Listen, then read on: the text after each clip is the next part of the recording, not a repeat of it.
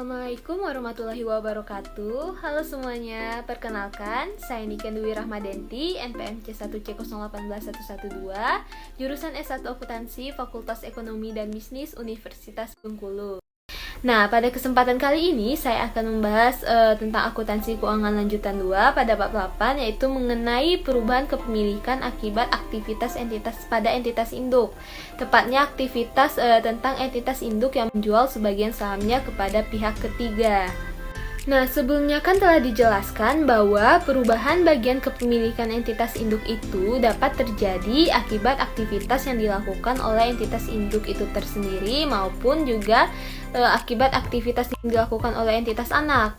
Nah, untuk perubahan akibat aktivitas yang dilakukan oleh entitas induk itu contohnya seperti membeli kepemilikan saham tambahan ataupun juga menjual sebagian kepemilikannya kepada pihak lain atau pihak ketiga.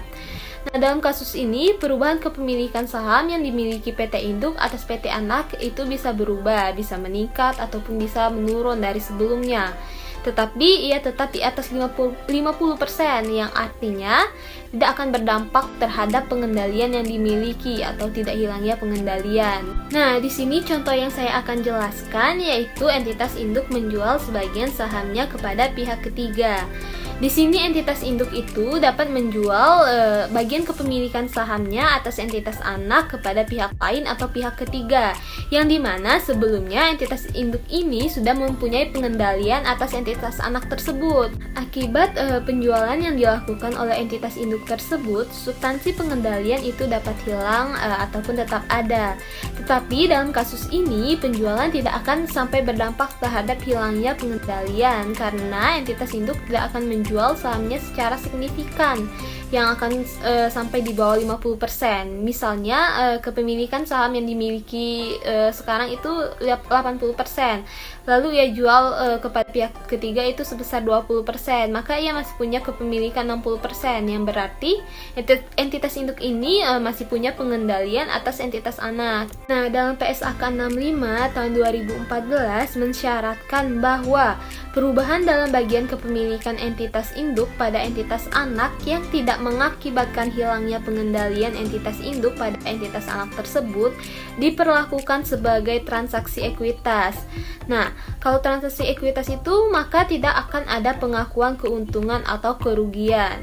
Sekali lagi ditegaskan, ketika terjadi transaksi yang mengakibatkan presentasi kepemilikan saham yang dimiliki oleh entitas induk terhadap entitas anak itu berubah dengan catatan tidak menjadikan pengendalian yang dimilikinya hilang, maka secara PSAK 65 itu adalah transaksi ekuitas.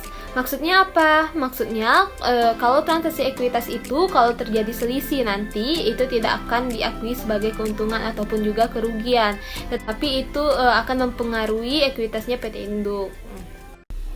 Baiklah, coba kita langsung ke contoh soal 8.2. PT Induk membeli saham PT Anak sebesar 80% pada 2 Januari 2015. Pada saat itu, PT Induk membayar Rp 560 juta, yaitu sebesar proporsi nilai aset bersih PT Anak. Komposisi ekuitas atau aset bersih PT Anak saat itu terdiri dari saham biasa dan juga saldo laba yang masing-masing senilai Rp 500 juta dan juga 200 juta.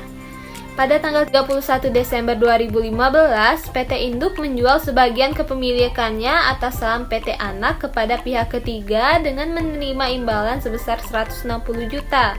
Nah, akibat penjualan ini, kepemilikan PT Induk berubah menjadi 60%. PT Anak melaporkan laba dan mengumumkan dividen selama tahun 2015 masing-masing sebesar 50 juta dan juga 30 juta.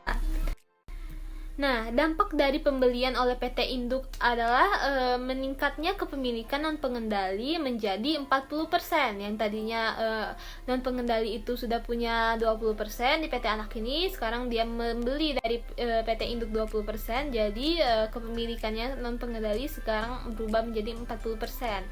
Nah, jika PT Induk menggunakan metode ekuitas atas investasinya pada PT Anak, maka PT Induk harus menyesuaikan nilai tercatat investasinya menjadi 60% dari aset bersih PT Anak pada tanggal 31 Desember 2015.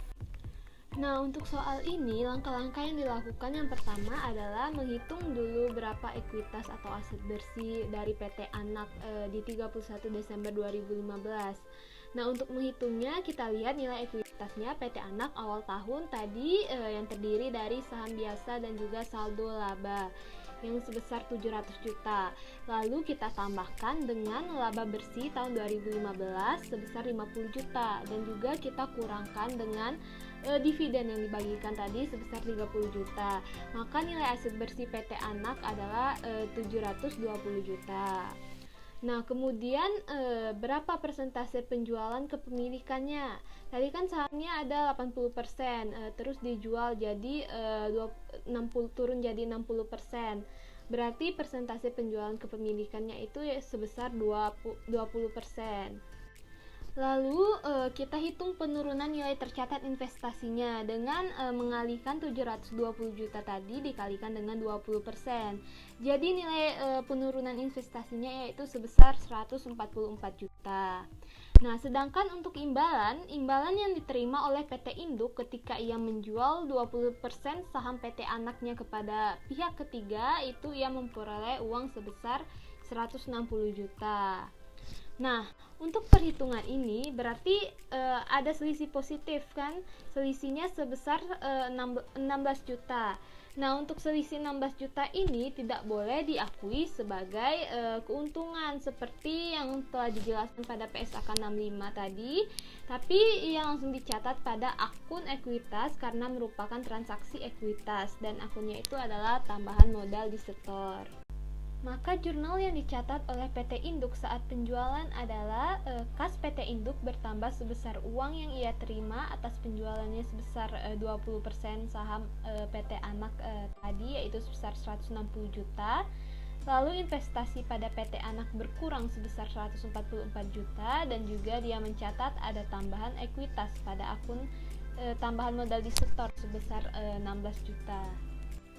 Lalu setelah itu kita buat dulu tabel jurnal eliminasi untuk menentukan berapa nilai investasi PT Induk yang akan kita eliminasi nantinya. Nah, bisa dilihat pada tabel di samping itu. Di situ ada rasio persentase awal kepemilikan saham antara PT Induk dan juga kepentingan non pengendali itu sebesar 80 dengan 20. Artinya 80% milik PT Induk dan 20% itu milik kepentingan non pengendali. Jadi untuk saldo awal 2 Januari 2015 kan 700 juta. Jadi saldo milik PT Induk itu sebesar 560 juta didapat dari 80% dikali dengan 700 juta. Dan untuk kepentingan non pengendali itu saldonya sebesar 144 juta yaitu 20%-nya dari 700 juta itu tadi. Nah, kemudian untuk laba bersihnya itu kan sebesar 50 juta. Jadi yang menjadi miliknya PT Induk itu sebesar 40 juta. 80%-nya dari 50 juta. Dan untuk yang menjadi miliknya kepentingan non pengendali itu 20%-nya dikali 50 juta yaitu sebesar 10 juta. Nah, untuk dividen pun juga sama dengan rasio 80 dengan 20 dengan dividen yang dibagikan PT Anak tadi sebesar 30 juta yang menjadi milik PT Induk berarti 24 juta. Tapi karena kita menggunakan metode ekuitas seperti yang telah dijelaskan, jadi walaupun kita mendapatkan dividen tapi nilai investasi kita pada PT Anak itu berkurang sebesar 24 juta. Padahal kan kita menerima dividen tuh, tapi karena kita menggunakan metode ekuitas ini untuk mencatat investasi kita sehingga ada penyesuaian dan untuk kepentingan non pengendalinya itu juga berkurang sebesar 6 juta, 20%-nya dari 30 juta. Nah, lalu kemudian ada penjualan yang mengakibatkan investasi PT Induk pada PT Anak itu berkurang sebesar 144 juta. Nah, akibat dari nilai investasi PT Induk itu berkurang, maka pastinya kepentingan non pengendali itu meningkat. Kenapa? Karena tadi kan 20% saham itu dijual kepada pihak ketiga. Nah, pihak ketiga itu adalah kepentingan non pengendali. Jadi kepentingan non pengendalinya bertambah sebesar 144 juta. Maka saldo akhir pada 31 Desember dari investasi PT Induk pada PT Anak adalah sebesar 432 juta. Dan untuk saldo akhir kepentingan non pengendali sebesar 288 juta dengan rasio kepemilikan yang sudah berubah sekarang yang menjadi 60% dengan 40%. Nah, yang terakhir kita ke jurnal eliminasi. Nah, untuk eliminasi yang pertama itu adalah kita mengeliminasi ekuitas pada PT Anak sebesar posisi nilai ekuitas di awal. Berarti saham biasa dieliminasi sebesar 500 juta, bisa dilihat di samping. Dan juga saldo laba dieliminasi sebesar 200 juta. Lalu bagian laba atas PT Anak itu dieliminasi sebesar 30 juta, dan juga bagian laba non pengendali itu juga dieliminasi sebesar 20 juta.